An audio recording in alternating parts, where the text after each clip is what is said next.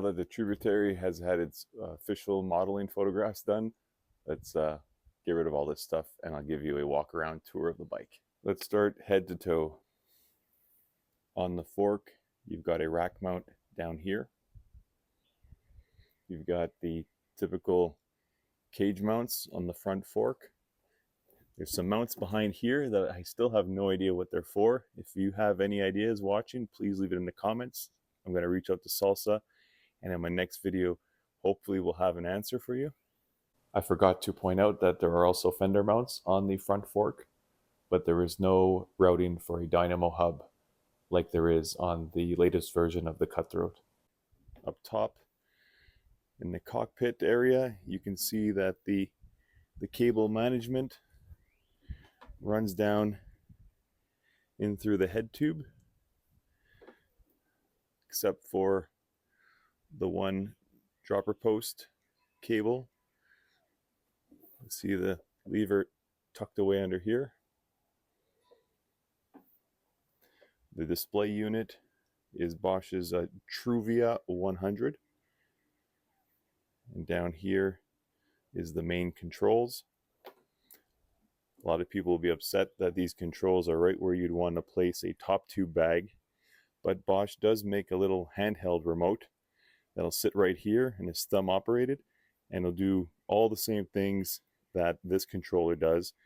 So in theory, you can cover this up with a top tube bag and control it from the handlebars. My next video will be all about the motor and all the accessories you can get, but for now I'm just going to focus on the bike itself. Heading down into the frame area, there's lots of mounts in and around the frame. There are warnings not to use any bolts longer than what's the length here? 12 millimeters. They're worried that anything longer might puncture the battery inside. Total of 1, 2, 3, 4, 5, 6, 7, 8, 9, 10. And I've done my measurements for the custom bolt-on frame bag. I believe, even though there are no bolts in this area, the one here and the one here should keep this portion from moving around and have for a frameless bag. In behind, there's a couple of bolts at top and some at the bottom, but they're just to mount the battery inside. They're not to be used for any attachment points, any tool kegs, or anything like that, water bottle cage mounts. It's just for the battery. Here's where you charge. Plug it right in there. Here's the motor, which is a lot smaller than it looked in the pictures. I thought this thing was going to be this massive hunking device, but as you can see in relation to my hand, it's not too big. I put on the 1-up aluminum pedals. You can see here, there's the Trans-X dropper post. I swapped out the seat collar for the Salsa rack lock, which is replacing the seat collar and allows for a rear rack attachment point. I run the Tumbleweed T-Rack, and that'll mount up here, and there are more rack mounts right down here.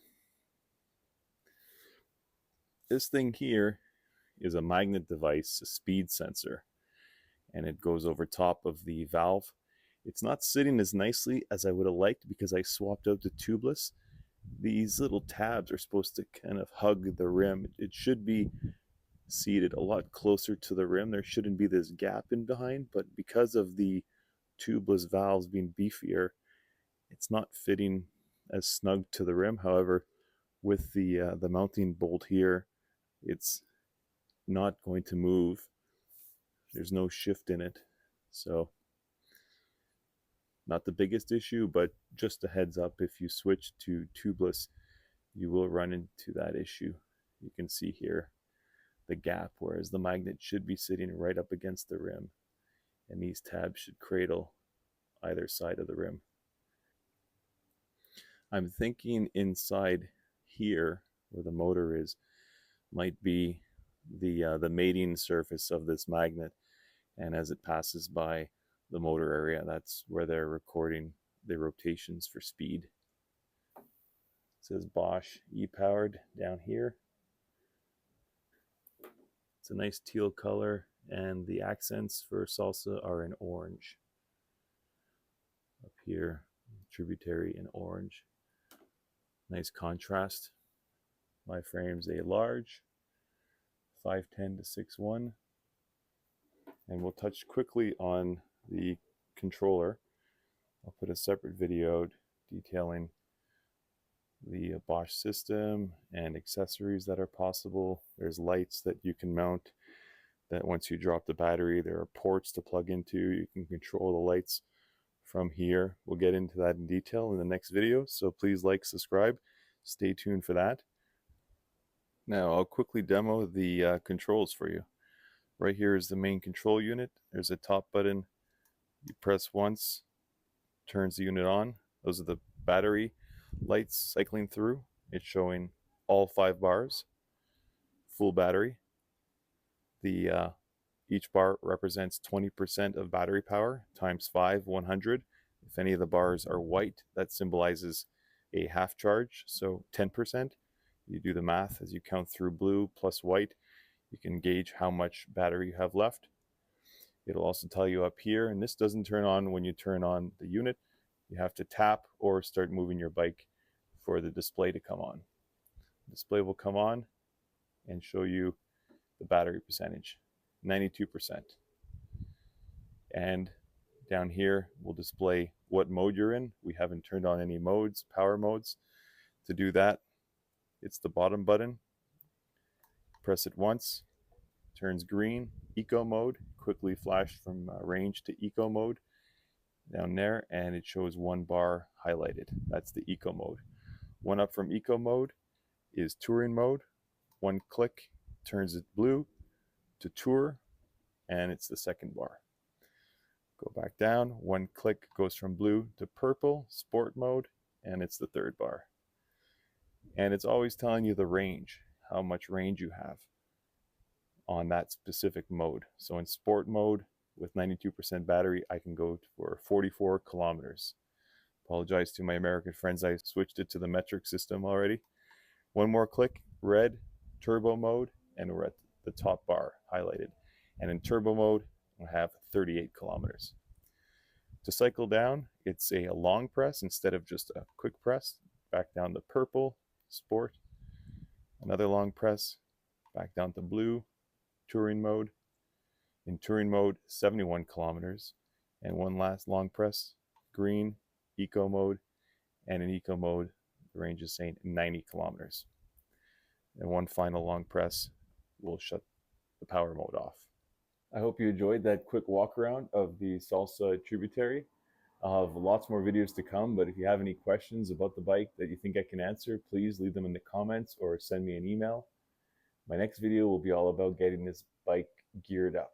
As you can see, I'll be putting on my trusted aero bars, some front fork cages from Tailfin, my saddle of choice, the Selly SMP TRK, a T-Rack by Tumbleweed with more Tailfin cages mounted to it, and an Apodora water bladder that will sit nicely inside of the custom Rogue Panda frame bag when it arrives.